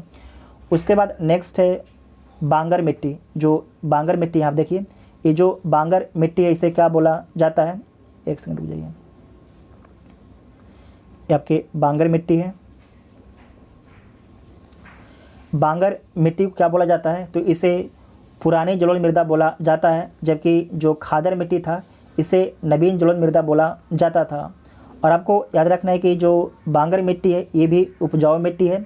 यहाँ पर धान, गेहूँ, मक्का, चना, अरहर इत्यादि की खेती की जाती है। चंपारण, मुजफ्फरपुर, दरभंगा इन डिस्ट्रिक्ट में जो है बांगर मिट्टी का विस्तार है। और आपको एक बात को ध्यान रखना है कि जहाँ भी बांगर मिट्टी पाया जाता है इसका मतलब क्या है कि वो क्षेत्र जो है बाढ़ से कम प्रभावित है, वो क्षेत्र जो है बाढ़ से कम प्रभावित है। इतना आपको ध्यान में रखना है। उसके बाद है टाल मिट्टी जो टाल मिट्टी होता है, ये जो गंगा है, गंगा के साउथ में, गंगा के आपके साउथ में जो है टाल मिट्टी पाया जाता है। जो टाल मिट्टी है सबसे उपजाऊ मिट्टी है। क्या है? सबसे उपजाऊ मिट्टी है। टाल मिट्टी किसे बोला जाता है या टाल किसे बोला जाता है? तो वर्षा के दिनों में जो पानी में भाग जलमग्न हो जाता है उसे टाल बोला जाता है। जब पानी सूख जाता है तो वहाँ पर बहुत भारी मात्रा में जो है दलहन की खेती की जाती है टाल मिट्टी में। जो टाल मिट्टी है 8 से 10 किलोमीटर गंगा के दक्षिण में है, 8 से 10 किलोमीटर आपके गंगा के दक्षिण में है। रबी फसल यहाँ पर लिखा गया है, दलहन के लिए उपयुक्त होता है टाल मिट्टी। साथ ही आपको ध्यान रखना है कि जो टाल मिट्टी है वो अक्सर से भागलपुर तक इसका विस्तार है। आपको याद रखना है कि पश्चिम में इसकी चौड़ाई अधिक है। जो पश्चिम बिहार है इसकी जो टाल मिट्टी है इसकी चौड़ाई अधिक है, जबकि जो पूरब है भागलपुर, कटिहार, खगड़िया में जो है जो टाल मृदा है इसकी चौड़ाई कम है। साथ ही आपको याद रखना है कि यहाँ पर कौन सा मृदा पाया जाता है, तो दोमट व चीका मृदा पाया जाता है टाल मिट्टी में। टाल मिट्टी को जो है दोमट या चीका मृदा भी बोला जाता है। ठीक है। उसके बाद नेक्स्ट है लाल पीली मिट्टी। लाल पीली मिट्टी जो है लोहा एवं ऑक्साइड की यहाँ पर अधिकता पाई जाती है। जो लाल मिट्टी है आपको याद होगा, जो लाल मिट्टी है इस इलाके में जो है लाल मिट्टी में जो है लोहा और ऑक्साइड की अधिकता पाई जाती है। साथ ही आपको याद रखना है कि ये कम उपजाऊ मिट्टी होती है। जो ये मिट्टी क्या होती है? कम उपजाऊ मिट्टी होती है। यहाँ पर जो है मोटे अनाज का खेती किया जाता है। आपको याद होगा कि इस इलाके में जो है धारबार चट्टाने का विस्तार था। आपको याद है ना, धारबार चट्टाने का विस्तार था। इधर आपके विंध्यन चट्टान का विस्तार था। तो जो आपके धारबार चट्टान का इलाका है वहाँ पर जो है लाल पीली मिट्टी पाई जाती है। जो लाल पीली मिट्टी है वहाँ पर लोहा एवं ऑक्साइड की अधिकता होती है, उसके कारण कम उपजाऊ होता है। यहाँ पर मोटे अनाज का उत्पादन किया जाता है और यहाँ पर जो है बलथर मिट्टी का विस्तार है। जबकि जो बलसुंदरी मिट्टी है उत्तरी बिहार में बलसुंदरी मिट्टी का विस्तार है। उसके बाद नेक्स्ट पॉइंट है करेल कैबाल मिट्टी। करेल कैबाल मिट्टी यहाँ पर देखिए, ये जो करेल कैबाल मिट्टी है ये पुरानी जलोढ़ मृदा है। जो करेल कैबाल मिट्टी क्या है? पुरानी जलोढ़ मृदा है। ये आपकी उपजाऊ मिट्टी है। इसमें रबी खरीफ फसलों का उत्पादन किया जाता है और इसका जो विस्तार है रोहतास, पटना, नालंदा, भागलपुर तक जो है आपके रोहतास, औरंगाबाद, भोजपुर, जहानाबाद, पटना, शेखपुरा, भागलपुर डिस्ट्रिक्ट तक जो है जो करेल कैबाल डिस्ट्रिक्ट है इसका विस्तार है। इसमें आपको याद रखना है कि जो करेल जो मृदा है कैसा मृदा है? क्षारीय मृदा है। जो करेल मृदा है क्षारीय मृदा है। जो कैबाल मृदा है कैसा है? वो आपके क्षारीय और अम्लीय का संतुलन है कैबाल मृदा में। साथ ही आपको याद रखना है कि जो करेल कैबाल मृदा है इसमें जल ग्रहण क्षमता अधिक होता है। मतलब खेतों में जो है ये पानी अधिक देर तक रखता है। ठीक है। उसके बाद है लाल बलुई मिट्टी विंध्यन समूह की चट्टानें हैं। ये विंध्यन समूह की आपकी ये चट्टानें हैं। एक सेकंड, ये जो आपके विंध्यन समूह की चट्टानें हैं यहाँ पर लाल बलुई मिट्टी पाई जाती है और ये कम उपजाऊ होता है। कैमूर पठारी क्षेत्र आपके जो कैमूर पठारी क्षेत्र है उसी इलाके में लाल बलुई मिट्टी पाई जाती है और जो आपके लाल बलुई मिट्टी है उसमें लोहे की अधिकता होती है। और आपको याद रखना है ज्वार, बाजरा तथा मक्का की खेती की जाती है। जो लाल बलुई मिट्टी है इसका विस्तार रोहतास और कैमूर डिस्ट्रिक्ट में जो है लाल बलुई मृदा का विस्तार है। जबकि लाल पीली जो मिट्टी है इसका विस्तार जो है जो धारवाड़ क्रम की चट्टाने का इलाका है उस इलाके में जो है लाल पीली मिट्टी पाई जाती है। इतना आपको समझ में आ गया होगा, ठीक है। उसके बाद नेक्स्ट पॉइंट है बिहार के वन्यजीव अभयारण्य। अब ज़्यादा समझने की चीज़ें नहीं है, अब आपको फटाफट देखते जाना, ठीक है। बिहार के वन्यजीव अभयारण्य, तो पहला है पश्चिम चंपारण। वाल्मीकि नगर राष्ट्रीय उद्यान कहाँ पर स्थित है? तो पश्चिम चंपारण में स्थित है।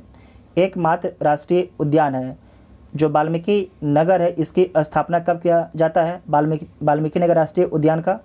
तो 1978 में इसकी स्थापना किया जाता है। 1990 में जो है राष्ट्रीय उद्यान का दर्जा दिया जाता है। और आपको याद रखना है कि इसे टाइगर रिजर्व क्षेत्र घोषित किया गया है वाल्मीकि नगर राष्ट्रीय उद्यान को, ठीक है। कुल कितने बाघ हैं बिहार में? तो बिहार में कुल आपके 31 बाघ हैं। उसके बाद आपको याद रखना है कि उदयपुर वन्यजीव अभयारण्य कहाँ पर है? तो पश्चिम चंपारण में स्थित है उदयपुर वन्यजीव अभयारण्य। दरभंगा में जो है कुशेश्वर स्थान पक्षी अभयारण्य स्थित है। दरभंगा में जो है कुशेश्वर झील भी देखे थे। और कुशेश्वर स्थान पक्षी अभयारण्य कहाँ पर स्थित है? तो दरभंगा में स्थित है। साइबेरियाई पक्षी के लिए प्रसिद्ध है। उसके बाद है बेगूसराय। बेगूसराय में कांवर झील पक्षी अभयारण्य है। कांवर झील पक्षी अभयारण्य है, ये भी आपके साइबेरियाई पक्षी के लिए प्रसिद्ध है। और आपको याद रखना है कि बिहार का एकमात्र जो है रामसर साइट है। बिहार का एकमात्र आपके रामसर साइट है। ये शायद 38वां होगा, एक बार चेक कर लीजिएगा, शायद ये आपके 38वां रामसर साइट होगा। उसके बाद नेक्स्ट पॉइंट है कि तेंदुआ, पूरे भारत में कितना तेंदुआ है 2018 की जनगणना के अनुसार? तो 12,852 तेंदुआ है पूरे भारत में। सबसे अधिक कहाँ पर है? तो मध्य प्रदेश में है। और बिहार में कितना तेंदुआ है? तो 98 तेंदुआ है। बिहार में कितना बाघ है? तो बिहार में 31 बाघ है। भारत में कितना है? तो 2967 बाघ है। सबसे अधिक बाघ कहाँ पर है? तो मध्य प्रदेश में है। गोगाबिल पक्षी अभयारण्य कहाँ पर है? तो कटिहार में स्थित है गोगाबिल पक्षी अभयारण्य, ठीक है। उसके बाद है विक्रमशिला पक्षी विहार, ये कहाँ पर स्थित है? तो भागलपुर में स्थित है। विक्रमशिला गंगेय डॉल्फिन अभयारण्य कहाँ पर है? तो भागलपुर डिस्ट्रिक्ट में स्थित है। भीम बांध अभयारण्य कहाँ पर स्थित है? भीम बांध अभयारण्य मुंगेर में स्थित है। मुंगेर में स्थित है। यहाँ पर लिखा गया कि देश का पहला विक्रमशिला गंगेय डॉल्फिन अभयारण्य की स्थापना कहाँ पर किया गया है? तो भागलपुर में किया गया है, ठीक है। उसके बाद नेक्स्ट है जो भीम बांध है मुंगेर में स्थित है। जमुई में नागी और नकटी पक्षी अभयारण्य स्थित है। नागी डैम पक्षी अभयारण्य और नकटी डैम पक्षी अभयारण्य कहाँ पर स्थित है? तो जमुई में स्थित है। आपको याद रखना है कि जो कलरव महोत्सव है ये कहाँ पर हुआ था? तो नागी नकटी डैम पक्षी अभयारण्य में हुआ था। ये कहाँ पर स्थित है? तो जमुई में स्थित है। जमुई में स्थित है। उसके बाद नेक्स्ट है नवादा में जो है रजौली वन्यजीव अभयारण्य स्थित है। पटना में संजय गांधी जैविक उद्यान स्थित है। पटना में जो है संजय गांधी जैविक उद्यान स्थित है। इसकी स्थापना 1969 में किया गया था। और आपको याद रखना है कि प्रथम प्लास्टिक निषिद्ध क्षेत्र कौन है? तो संजय गांधी जैविक उद्यान। साथ ही ये भी याद रखना है कि गैंडा प्रजनन के लिए प्रसिद्ध है। एशिया में पहला आपके गैंडा प्रजनन जो आपके उद्यान है कौन है? तो संजय गांधी जैविक उद्यान है। और वर्ल्ड में दूसरा है, एशिया में पहला है और वर्ल्ड में दूसरा है गैंडा प्रजनन जैविक उद्यान। उसके बाद नेक्स्ट है गौतम बुद्ध अभयारण्य कहाँ पर है? तो गया में स्थित है। गया में राजकीय वन प्रशिक्षण संस्थान की स्थापना भी की गई है। तो आपसे पूछा जा सकता है कि राजकीय वन प्रशिक्षण संस्थान की स्थापना कहाँ पर किया गया है? तो गया डिस्ट्रिक्ट में किया गया है। गया डिस्ट्रिक्ट में किया गया है। उसके बाद है कैमूर वन्यजीव अभयारण्य। कैमूर वन्यजीव अभयारण्य ये कहाँ पर स्थित है? तो कैमूर और रोहतास दोनों डिस्ट्रिक्ट में स्थित है। कैमूर और रोहतास दोनों डिस्ट्रिक्ट में स्थित है। और बिहार का सबसे बड़ा अभयारण्य है, नोट कीजिएगा, जो कैमूर अभयारण्य है बिहार का सबसे बड़ा अभयारण्य है। बक्सर पक्षी बिहार बक्सर में स्थित है। बदला सलीम अली जुब्बा साहनी अभयारण्य कहाँ पर है? तो वैशाली में स्थित है। वैशाली में स्थित है। नेक्स्ट है बिहार का खनिज संसाधन के बारे में समझिए। तो पूर्वी चंपारण में जो है सोरा पाया जाता है। पूर्वी चंपारण में जो है सोरा पाया जाता है। बेगूसराय में भी सोरा पाया जाता है। सहरसा में पेट्रोलियम, पूर्णिया में पेट्रोलियम। भागलपुर के बारे में याद रखिएगा कि चीनी मिट्टी, बालू, सीसा, पत्थर, चीनी मिट्टी, बालू, सीसा, पत्थर और कुछ यहाँ पर अभ्रक भी पाया जाता है। नेक्स्ट है सोप स्टोन। मुंगेर में जो है soap stone, silica, sand, bauxite, quartz, चीनी मिट्टी, ये सारे कहाँ पर पाया जाता है? तो मुंगेर में पाया जाता है। जमुई में क्वार्ट्ज, फेल्सपार, सोना, मैग्नेटाइट, सोप स्टोन, ये कहाँ पर पाया जाता है? तो जमुई डिस्ट्रिक्ट में पाया जाता है। यहाँ पर क्या क्या पाया जाता है? तो सोना, quartz, feldspar, magnetite, soap stone, ये कहाँ पर पाया जाता है? तो मुंगेर डिस्ट्रिक्ट में पाया जाता है। अभ्रक नवादा में पाया जाता है। गया में आपके अभ्रक पाया जाता है, इसके बारे में इस बार बीपीएससी पूछा था। और गया में याद रखिएगा यूरेनियम और लिथियम भी पाया जाता है। जो गया है यहाँ पर यूरेनियम और लिथियम का भी भंडार है। औरंगाबाद में कोयला का भंडार है। जबकि रोहतास में जो है चूना पत्थर, पाइराइट, डोलामाइट और गंधक का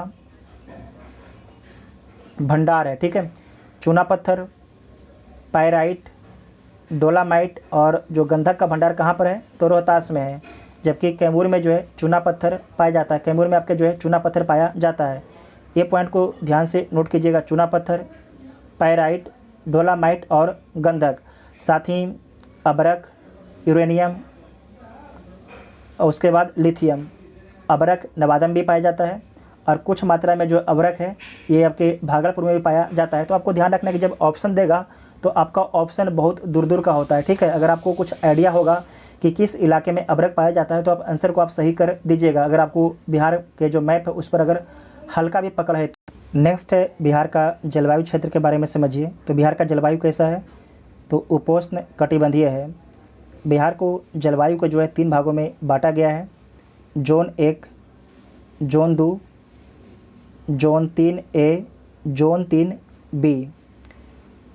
तो इससे बीपीएससी एक प्रश्न पूछा था इस बार 67वें बीपीएससी में, तो आप लोग ध्यान से समझिएगा। ठीक है, तो जोन 1 में जो जोन 1 है इसकी जलवायु कैसी है? तो CWA है। उत्तर पश्चिम जलोढ़ का मैदान है। उत्तर पश्चिम जलोढ़ का मैदान है। इसमें टोटल कितना डिस्ट्रिक्ट आता है? तो 13 डिस्ट्रिक्ट आता है। यहाँ पर कौन सा फसल होता है? तो चावल, गेहूँ, मक्का, आलू, आम, लीची का खेती किया जाता है। जोन 2, जोन 2, इसे CWA जलवायु क्षेत्र में बांटा गया है। ये उत्तर पूर्वी जलोढ़ का मैदान है। इसमें टोटल 8 डिस्ट्रिक्ट आता है। यहाँ पर जो है चावल, गेहूँ, आलू, आम, इन सभी की खेती की जाती है। उसके बाद है जोन 3A। जोन 3A इसकी जलवायु कैसी है? तो CSA इसकी जलवायु है। ये दक्षिण पूर्व जलोढ़ का मैदान है। दक्षिण पूर्व जलोढ़ का मैदान है और इसमें टोटल आपके कितने डिस्ट्रिक्ट आते हैं? तो 6 डिस्ट्रिक्ट आपके आते हैं। उसके बाद है जोन 3B, इसकी जलवायु CSA है। जबकि जो जोन 1 और 2 है इसकी जलवायु कैसा था? तो CWA था। जबकि जोन 3A और जो B है इसकी जलवायु CSA है। ये आपके दक्षिण पश्चिम जलोढ़ का मैदान है। इसमें टोटल आपके 11 डिस्ट्रिक्ट आते हैं। जो आपके दक्षिण पश्चिम का जो जलोढ़ का मैदान है इसमें टोटल आपके 11 डिस्ट्रिक्ट शामिल हैं। इसमें चावल, गेहूं, आलू, आम और अमरकंद आपके शामिल है। मतलब कि गेहूं, आलू, आम, अमरकंद इन सभी का खेती की जाती है दक्षिण पश्चिम जलोढ़ के मैदान में। आपको इसमें याद क्या रखना है? तो इसमें देखिए आपको याद रखना है कि उत्तर पश्चिम जो जलोढ़ का मैदान है उसमें कितने डिस्ट्रिक्ट हैं? 13 डिस्ट्रिक्ट हैं। उत्तर पूर्वी जलोढ़ के मैदान में 8 डिस्ट्रिक्ट।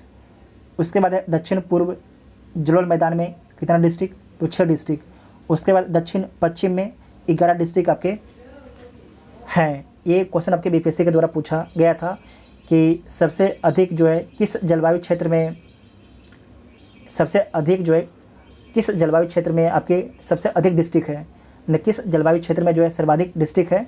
तो कौन था? उत्तर पश्चिम जलोढ़ के मैदान में जो है सर्वाधिक डिस्ट्रिक्ट थे। कितने डिस्ट्रिक्ट? 13 डिस्ट्रिक्ट। ठीक है, उसके बाद आपको याद रखना है कि जो बिहार की जलवायु है कोपेन के अनुसार कैसी है? तो CWG है, मध्य तापी, गंगा, तुर्की, CWG है।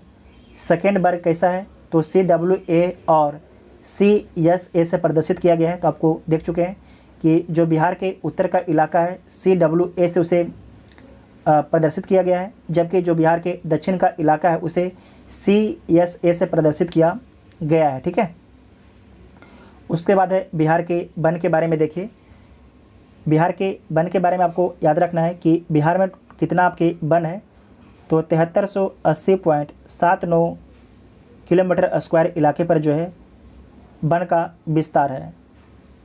टोटल कितना परसेंट हो जाएगा, तो 7.84% हो जाएगा बिहार में।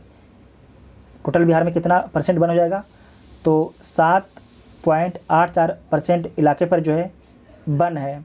वृक्ष बिहार के कितने परसेंट इलाके पर है, तो वृक्ष जो है 2.48 इलाके पर जो है वन है। बिहार के कितने परसेंट इलाके पर आपके वन है, तो 2.48% इलाके पर जो है वन है। ठीक है, उसके बाद नेक्स्ट पॉइंट आपका है,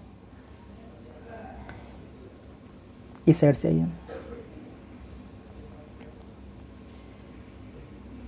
वना आवरण। सबसे अधिक जो है वनावरण किस डिस्ट्रिक्ट का है, मतलब कि सबसे अधिक जो वन है किस डिस्ट्रिक्ट में पाया जाता है, तो कैमूर में पाया जाता है। सबसे अधिक जो वन है किस डिस्ट्रिक्ट में है, तो कैमूर में है। 1051.56 किलोमीटर स्क्वायर इलाके पर जो है वन है कैमूर के। सेकेंड में कौन आता है, तो पश्चिम चंपारण आता है। पश्चिम चंपारण के जो है 904.66 वर्ग किलोमीटर स्क्वायर इलाके में जो है वन का विस्तार है।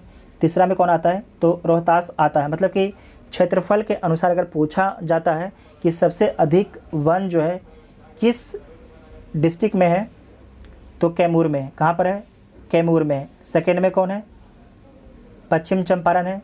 तीसरा में कौन हो जाएगा, रोहतास हो जाएगा। तीसरा में आपके रोहतास हो जाएगा। ठीक है, उसके बाद नेक्स्ट पॉइंट है कि सबसे अधिक जो वनावरण प्रतिशत में कहाँ पर है, तो कैमूर में। कहाँ पर है, कैमूर में। अगर प्रतिशत में बोला जाएगा कि सबसे अधिक जो वन कहाँ पर है, मतलब कि जो आपके ये कैमूर है, कैमूर के सबसे जो पूरे बिहार के जितने भी डिस्ट्रिक्ट हैं उन सभी डिस्ट्रिक्ट में जो कैमूर डिस्ट्रिक्ट है, कैमूर डिस्ट्रिक्ट में सबसे अधिक जो है वन है। ठीक है, मतलब कैमूर के सबसे अधिक इलाके पर आपकी वन है। कितना परसेंट इलाके पर आपकी वन है, तो 31.56% इलाके पर आपके वन का विस्तार है। ठीक है, कैमूर के। उसके बाद आपको याद रखना है कि सबसे कम वन कहाँ पर है, जो सबसे कम जो वन है ये शेखपुरा में। कहाँ पर है, सबसे कम जो वन है शेखपुरा में। कितना वन है, तो 1.19 किलोमीटर स्क्वायर इलाके पर आपके वन का विस्तार है। ठीक है, तो सबसे अधिक देख लिया, सबसे अधिक आपके जो वन है किस डिस्ट्रिक्ट में है, कैमूर में है। सेकेंड में पश्चिम चंपारण, तीसरा में आपके रोहतास है। अगर आपसे पूछा जाता है कि सबसे घना जो वन है, सबसे घना वन क्षेत्रफल के अनुसार सबसे अधिक कहाँ पर है, तो पश्चिम चंपारण में। कहाँ पर है, पश्चिम चंपारण में। इसे नोट कीजिएगा, आपसे एग्ज़ाम में पूछा जा सकता है। उसके बाद यहाँ पर लिखा गया है कि वृक्ष कितना है, तो वृक्ष जो है 2341 किलोमीटर स्क्वायर इलाके में आपके वृक्ष है। और कितना वृक्ष में वृद्धि दर्ज किया गया था, तो 338 किलोमीटर स्क्वायर का जो आपकी वृद्धि दर्ज किया गया है, किसमें, वृक्ष में।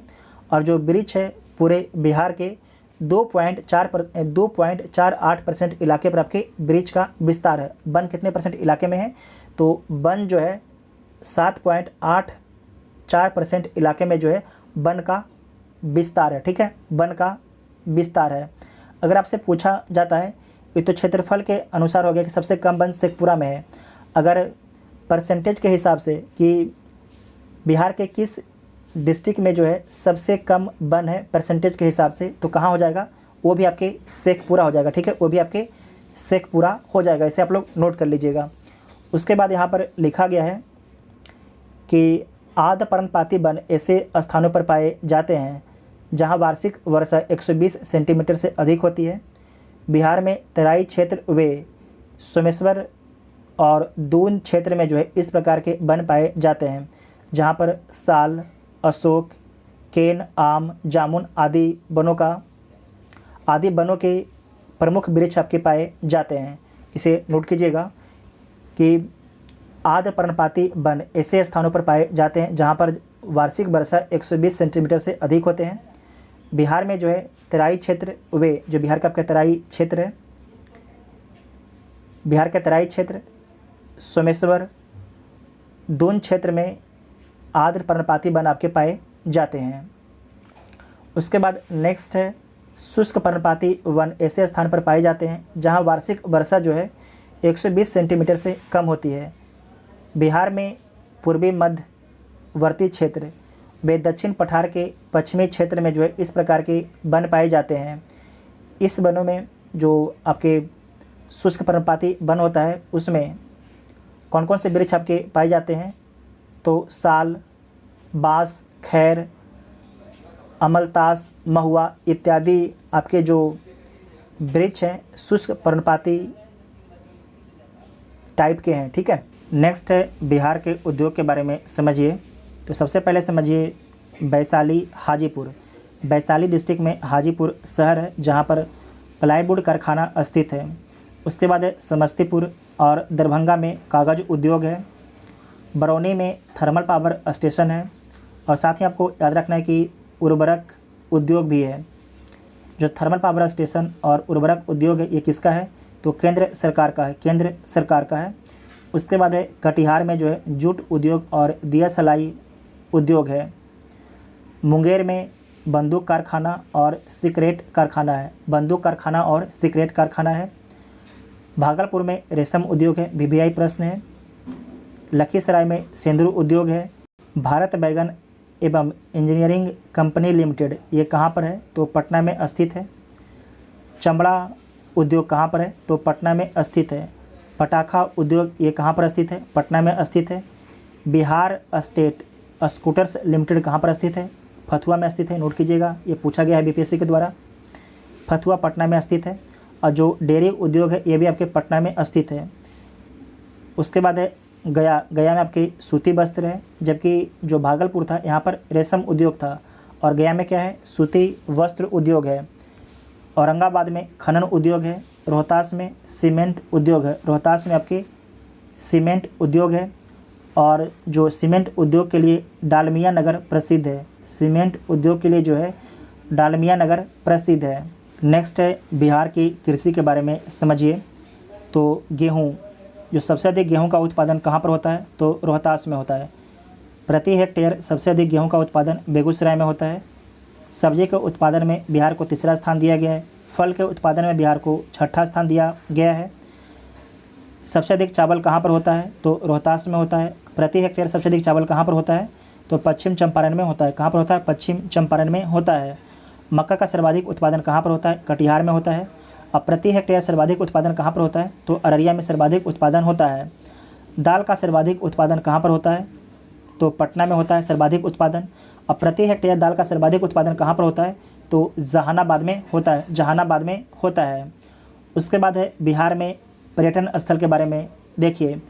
बिहार में पर्यटन नीति 2015 के तहत जो है पर्यटन को उद्योग का दर्जा दिया गया था। आपको नोट कर लेना है, आपसे पूछा जाएगा कि बिहार को जो है पर्यटन का दर्जा कब दिया गया, 2015 में दिया गया है। पश्चिम चंपारण में जो है वाल्मीकि नगर बैराज है। वाल्मीकि राष्ट्रीय उद्यान है। भितरवा आश्रम कहाँ पर है, पश्चिम चंपारण में स्थित है। पूर्वी चंपारण में लौरिया अरेराज है। केसरिया स्तूप पूर्वी चंपारण में स्थित है। वैशाली में विश्व शांति स्तूप है। अशोक स्तंभ है। सोनपुर मेला लगता है वैशाली डिस्ट्रिक्ट में, कहाँ पर लगता है, हाजीपुर में। उसके बाद पूर्णिया में जो है, पूर्णिया में जलालगढ़ किला है, पूर्णिया में जलालगढ़ किला है। सहरसा में कंदहा सूर्य मंदिर है, सहरसा में जो है कंदहा सूर्य मंदिर है। भागलपुर में जो है महमूद शाह का मकबरा है, महमूद शाह का मकबरा है। मुंगेर में मुंगेर किला है। पटना के बारे में देखिए, पटना में क्या क्या घूमने का जगह है, तो गोलघर है, बुद्धा स्मृति पार्क है, शहीद स्मारक है, पत्थर की मस्जिद है, शेरशाह सूरी मस्जिद है, खुदाबख्श पुस्तकालय है, सदाकत आश्रम है, अगम कुआं है, जो सदाकत आश्रम अगम कुआं में शायद स्थित है, और गांधी सेतु है, तारामंडल है, कुम्हरार पार्क है जहाँ पर मौर्यकालीन अवशेष है, पटना साहिब है। नालंदा में नालंदा विश्वविद्यालय है, विश्व शांति स्तूप है और राजगीर है। उसके बाद गया में क्या क्या घूमने का स्थान है, तो महाबोधि मंदिर है, बोधि वृक्ष है जो 5वीं पीढ़ी का है, बुद्ध कुंड है, डोंगेश्वर पहाड़ी है, विष्णुपद मंदिर है। उसके बाद है रामशिला पहाड़ है, प्रेतशिला पहाड़ है, ब्रह्मयोनी पहाड़ है। साथ ही आपको याद रखना है कि जो रबर डैम है ये भी कहाँ पर है, गया में है, रबर डैम। उसके बाद औरंगाबाद में दाऊद खां का किला है, औरंगाबाद में जो है दाऊद खां का किला है और सूर्य मंदिर है, सूर्य मंदिर है।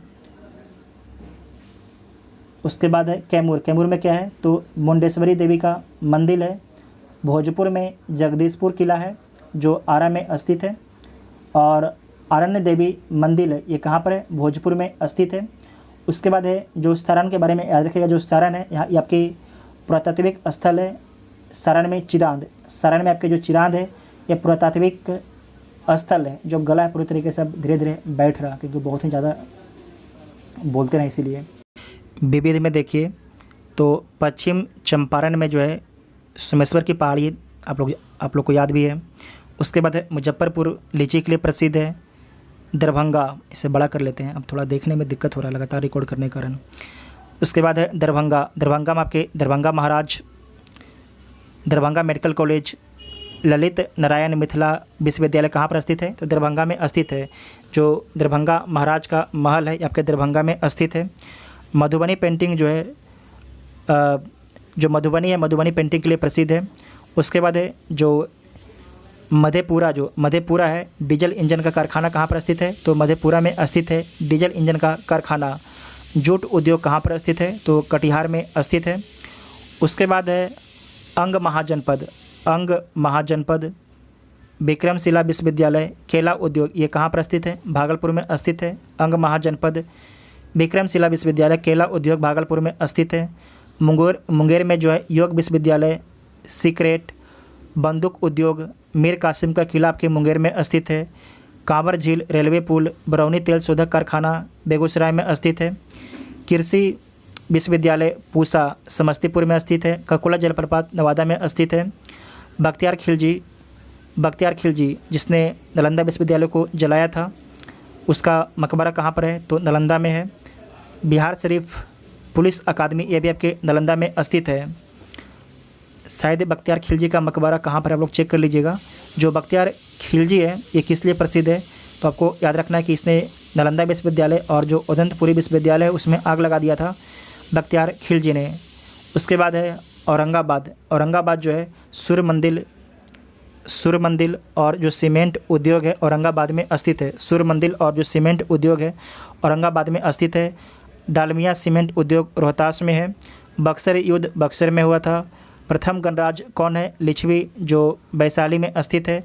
नंगा विद्रोह कब हुआ था, तो सविनय अवज्ञा आंदोलन के दौरान जो है नंगा विद्रोह हुआ था देसी वस्त्रों के मांग के लिए, ठीक है। तो कहाँ पर हुआ था, सारण में हुआ था। नंगा विद्रोह कहाँ पर हुआ था, तो सारण डिस्ट्रिक्ट में नंगा विद्रोह हुआ था।